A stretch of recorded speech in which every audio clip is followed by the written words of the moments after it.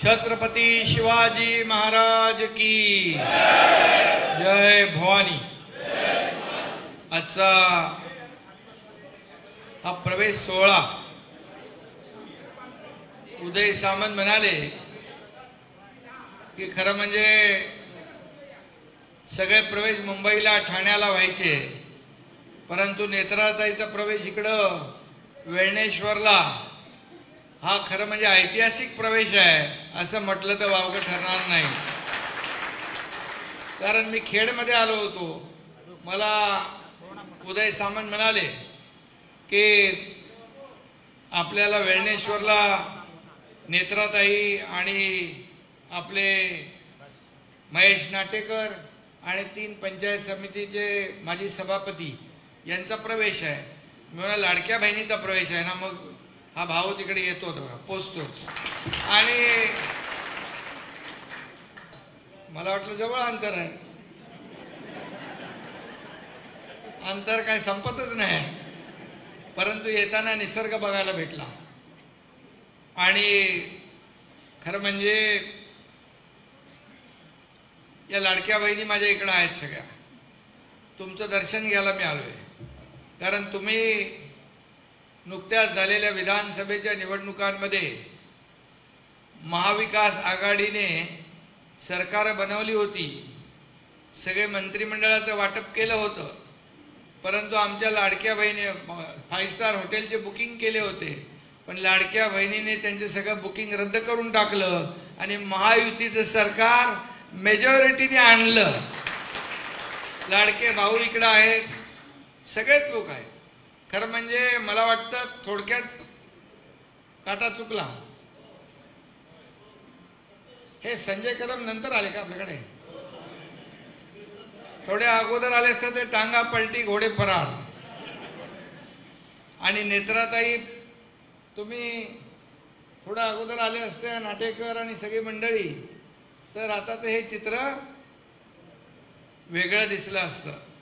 पण मी आपल्याला एक विश्वास देतो की आज ज्यांचा प्रवेश झाला आहे त्या नेत्राताई आहेत, त्यांचे आपले ठाकूर आहेत, त्यांचे पती, त्याचबरोबर विलास घगे आहेत, दत्ताराम निकम आहेत, समेर डिंगणकर आहेत, त्याचबरोबर अशोक ठाकूर आहेत, अशोक ठाकूर नवनीत अशोक ठाकूर, तालुका प्रमुख, उपतालुका प्रमुख, सरपंच, उपसरपंच, असे सगळे लोक आहेत।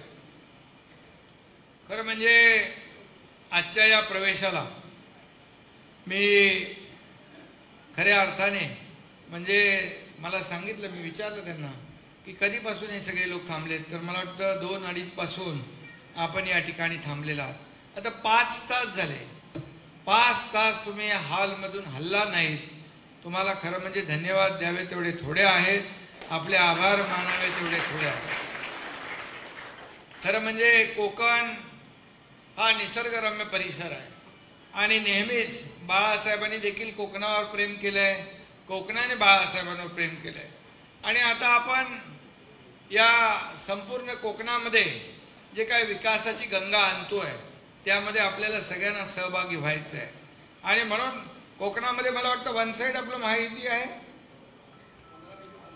15 पैकी 14 आमदार हे महायुतीचे आहेत।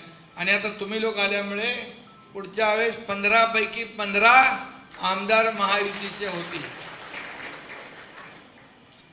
खरं म्हणजे गेले अनेक वर्ष आपण पाहतोय की या महाराष्ट्रामध्ये जे काही राजकीय समीकरण पाहतोय आपण, मी 2.5 वर्षापूर्वी, आता जवळपास 3 वर्ष झाली, जेव्हा आम्ही 2022ला या ठिकाणी उठाव केला, उठाव करण्याचं कारण आपल्या सगळ्यांना माहीत आहे। आणि त्याही वेळेस काही लोक आम्हाला पुढं करून मागे, पुढं मागं, आता त्यात मी काही जात नाही, बरं झालं, जे झालं ते चांगलंच झालं। आणि म्हणून या एकनाथ शिंदेने उठाव केला तो या राज्याच्या विकासासाठी, माझ्या लाडक्या बहिणींना न्याय देण्यासाठी, या शेतकऱ्यांना न्याय देण्यासाठी, या खारवी समाजाला न्याय देण्यासाठी, या संपूर्णपणे शेतकऱ्यांना, वारकऱ्यांना, कष्टकऱ्यांना, सगळ्यांना न्याय देण्यासाठी। आपल्याला माहिती आहे 2.5 वर्षापूर्वीचं सरकार आपण पाहिलं, स्थगिती सरकार होतं, सगळ्या कामांना स्टे होता, सगळ्या योजना बंद होत्या. परंतु जेव्हा एकनाथ शिंदे मुख्यमंत्री झाला तेव्हा सगळे स्टे हटवून टाकले. सगळं आपण लोकाभिमुख कल्याणकारी योजना सुरू केल्या. लाडकी बहीण योजना सुरू केल्या तेव्हा टिंगल सुरू झाली. ही लाडकी बहीण योजना फक्त चुनावी जुमला आहे. मी तेव्हा संपूर्ण महाराष्ट्रात फिरलो, माझ्या लाडक्या बहिणींना सांगितले की हे जे काही कोर्टात तुमच्या विरोधामध्ये गेलेत, हे दुष्ट सावत्र भाऊ यांना लक्षात ठेवा निवडणुकीमध्ये.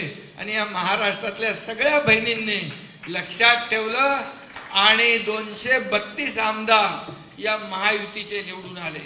मी आपल्याला एकच सांगतो की यापूर्वी कधी लाडक्या बहीण योजना कधी आपण केली होती, युवा प्रशिक्षण योजना कधी केलं होतं, वयोश्री योजना कधी केली होती, शेतकरी सन्मान योजना कधी केली होती. मी आपल्याला एवढंच सांगतो, एक मुलगी उच्च शिक्षण घेत होती, तिला 50% फी सरकार देत होतं, 50% पालक भरत होते. परंतु उच्च शिक्षण घेताना पालकांवर बोजा नको, पालकांवर भार नको म्हणून त्या मुलीने आत्महत्या केली. एका त्याच रात्रीमध्ये उच्च शिक्षण घेणाऱ्या सर्व मुलींचं शिक्षण 100% मोफत करणार हा एकनाथ शिंदे आहे. आणि म्हणून आपण 2.5 वर्षाचा कारभार बघितला, किती निर्णय घेतले मलाही माहित नाही. आज या उदय सामंत इकडे पालकमंत्री आहेत, या कोकणामध्ये देखील अनेक योजना आपण आणतोय, अनेक त्याचा उहापोह करणार नाही. परंतु जे काही कामं राहिली होती गेल्या अनेक वर्षापासूनची, आपण कोस्टल रोड असू द्या, नवीन मुंबई सिंधुदुर्ग हायवे असू द्या, हे सगळे रस्ते आपण नव्याने करतोय. आणि त्याचबरोबर जुना जो नॅशनल हायवे आहे त्याची देखील परिस्थिती आता सुधारते आहे. आणि नक्की आपल्याला सांगतो की पुढच्या वर्षी हा रस्ता पूर्ण झाल्याशिवाय राहणार नाही. कारण हा गेले अनेक वर्ष हा रस्ता कारण कॉन्ट्रॅक्टर चांगले मिळाले, जिकडे चांगले काम करणारे लोक होते त्यांनी चांगलं काम केलं. परंतु काही लोक त्या ठिकाणी चुकीचे मिळाले आणि त्यामुळे कामामध्ये उशीर झाला. परंतु यामध्ये हा नॅशनल हायवेचा गडकरी साहेब देखील स्वतः त्याच्यावर लक्ष ठेवून आहेत. परंतु मी आपल्याला सांगतो की गेल्या 2.5 वर्षामध्ये आता मी जेव्हा मुख्यमंत्री असताना अनेक प्रकल्प आपण पुढे नेले, ते प्रकल्प आपण पुढे नेतोय. दुसरी इनिंग आता देवेंद्रजी आहेत, ती आमची टीम काम करते आहे. खरं म्हणजे कोकणातला जो काय बॅकलॉग आहे, मगाशी नेत्राताईंनी सांगितलं की आपल्या इथले जे काय तरुण आहेत त्यांना रोजगार मिळाला पाहिजे, पर्यटनाला चालना मिळाली पाहिजे, इथं लोकांच्या हाताला काम मिळालं पाहिजे. मच्छीमारांसाठी पण आपण निर्णय घेतला ना, कृषीचा दर्जा दिला. आणि खऱ्या अर्थाने या ठिकाणी नाटेकर साहेब तुम्ही आलेला, तुम्ही त्या समाजाचं नेतृत्व करताय. तुम्हाला मी एकच सांगतो, आपण आता प्रवेश घेतल्यानंतर आपण एका परिवारातले झालेलो आहोत. तुमच्या ज्या समस्या आहेत त्या माझ्या समस्या आहेत, तुमच्या अडचणी ज्या आहेत त्या आमच्या आहेत. आणि म्हणून मी आपल्याला एवढंच सांगेन की आजचा हा प्रवेश खऱ्या अर्थाने एवढ्या मोठ्या प्रमाणावर आपण एवढा वेळ थांबलात, हा फक्त नेत्राताई आणि नाटेकरांचा नाही तर हजारो कार्यकर्त्यांचा प्रवेश, हजारो पदाधिकाऱ्यांचा प्रवेश आज या ठिकाणी होतोय. आणि मी आपल्याला एवढं सांगतो की जेव्हा मी मुख्यमंत्री झाल्यानंतर या राज्यभरातले, जिल्ह्यातले, तालुक्यातले इतर पक्षाचे उबाटाचे नेते असतील, पदाधिकारी असतील, नगरसेवक असतील, आमदार असतील, अनेक लोक, माजी आमदार असतील, अनेक लोक शिवसेनेमध्ये आले. आणि नेत्राताई काय तुम्ही दुसऱ्या पक्षात नाही आलात, तुम्ही आता खऱ्या शिवसेनेमध्ये आलेला आहात, खऱ्या स्वगृही तुम्ही परत आलेला आहात. त्यामुळे तुमचं मी मनापासून एक लाडकी बहीण म्हणून मी आपलं स्वागत करतो. मनापासून आपल्याला खऱ्या अर्थाने खूप खूप शुभेच्छा देतो. आज काय मी राजकीय भाष्य करू इच्छित नाही, परंतु आपल्याला मी एवढंच सांगतो की ज्या भागातल्या ज्या या संपूर्णपणे जिल्हा परिषद आणि या मतदारसंघातले जे काही प्रश्न आहेत, हे प्रश्न सोडवण्यासाठी उदय सामंत मजबूत आहेत पालकमंत्री म्हणून, परंतु त्यांच्या सोबत हा एकनाथ शिंदे देखील तुमच्या सोबत आहे ही खात्री आपल्याला मी या ठिकाणी देऊ इच्छितो. आणि पुन्हा एकदा नेत्राताई आणि आपले महेश नाटेकर त्यांचे आणखी माजी सभापती ह्या सर्वांचं मी मनापासून स्वागत करतो, कारण शिवसेना हा बाळासाहेबांचा विचार घेऊन पुढे जाणारा हा आमचा पक्ष आहे. इथं कोणी नोकर नाही, इथं कोणी मालक नाही, हा कार्यकर्त्यांचा पक्ष आहे. जो काम करेल तो पुढे जाईल. आणि म्हणून पूर्वीसारखा आता नाही आहे. तुम्ही मगाशी म्हणाला की थोडं पुढे या, थोडं पुढे या. आता मला जेव्हा कळलं की आता हेलिकॉप्टर नाही आहे, वेदर खराब आहे, विमान आहे, ते 6 नंतर पकडता येणार नाही, परंतु मी थांबलो नाही. माझ्या कार्यकर्त्यांना, लाडक्या बहिणींना, लाडक्या भावांना सगळ्यांना मला भेटायचं होतं. मला थोडा त्रास झाला. मी कार्यकर्ता आहे. मी मुख्यमंत्री होतो तेव्हाही कार्यकर्ता म्हणून काम केलं, आजही कार्यकर्ता म्हणून काम करतोय, उद्याही कार्यकर्ता म्हणूनच काम करणार आहे. शेवटी सोयी सुविधा ज्या आहेत, या सोयी सुविधा जेव्हा आपल्याला वापरायच्या तेव्हा वापरायच्या, परंतु जेव्हा त्या वापरता येत नसतील आणि त्यामुळे कुठल्याही परिस्थितीमध्ये आपल्या कामामध्ये बाधा येता कामा नये. हा एकनाथ शिंदे जेव्हा जेव्हा पूर आला, महापूर आला, तिकडे पोचतो. इरशाळवाडीला पण आपण बघितलं, तिकडेही पोचलो, कारण हा एकनाथ शिंदे कार्यकर्ता आहे. एकनाथ शिंदे सोन्याचा चमचा घेऊन जन्माला आलेला नाही, परंतु या महाराष्ट्रातल्या तुमच्यासारख्या सर्वसामान्य लोकांच्या आयुष्यामध्ये सोन्याचे दिवस आणण्यासाठी माझा जन्म झालेला. आणि मग एक शेतकऱ्याचा मुलगा जेव्हा मुख्यमंत्री होतो तेव्हा काय एवढं पोटतिडीक होते, का पोटदुखी होते, का काय काय नियम आहे, करार आहे की शेतकऱ्याच्या पोरांना मुख्यमंत्री होऊ नये, का मच्छीमाराच्या पोरांना मुख्यमंत्री होऊ नये, काय? आणि म्हणून या राज्याने बघितलं, हे गरिबी आम्ही पाहिलेली आहे. सर्वसामान्य माणसाच्या आयुष्यामध्ये जे काही सुखदुःख असतात ती पाहिलेली आहे. आणि म्हणून आम्ही लाडकी बहीण योजना सुरू केली. मी आपल्याला शब्द देतो, कोणी कितीही म्हटलं, कोणी अफवा पसरवल्या तरी मुख्यमंत्री माझी लाडकी बहीण योजना कधी बंद होणार नाही. आणि ज्या आमच्या सगळ्या योजना ज्या केल्या, लाडक्या भावांच्या, शेतकऱ्यांच्या, मच्छीमारांच्या, या सर्व योजना ज्या केलेल्या आहेत, या योजना आम्ही टप्प्याटप्प्याने पूर्ण राबवणार. आमचं सरकार प्रिंटिंग मिस्टेक म्हणणार नाही. निवडणुकीमध्ये आश्वासन द्यायचं, निवडून आल्यानंतर म्हणायचं प्रिंटिंग मिस्टेक आहे, निवडणुकीमध्ये तर सर्व अशा घोषणा करायच्या असं म्हणणारं सरकार नाही. आणि म्हणून हे सरकार सर्वसामान्यांचं आहे, हे सरकार तुमचं आहे, हे सरकार मायबाप शेतकऱ्यांचं आहे, मायबाप कष्टकऱ्यांचं आहे. आणि म्हणूनच मी आपल्याला सांगतो, या महाराष्ट्रातल्या तमाम जनतेने आम्ही केलेला उठाव स्वीकारला. 2022ला आम्ही काय केलं, आम्ही मंत्रिपद सोडून दिली. मंत्री इथं 2 बसलेले आहेत, मंत्रिपदांवर आम्ही पाणी सोडलं. मंत्रिपद सोडून आम्ही पाय उतार होऊन गेलो. आम्ही कोणाची सत्ता घेऊन गेलो नाही, कोणाचंही ताट खेचून घेतलं नाही. पण 2019ला या महाराष्ट्रातल्या जनतेने जे भरून ताट दिलं होतं त्यामध्ये माती कालवण्याचं काम कोणी केलं तुम्हाला माहित आहे, परंतु आम्ही ते केलं नाही. आम्ही असलेली मंत्रिपद सोडून आम्ही निघून गेलो आणि सत्ता आणली या महाराष्ट्रातल्या जनतेच्या जीवावर. आणि महाराष्ट्रातल्या जनतेने देखील भरभरून आशीर्वाद दिले.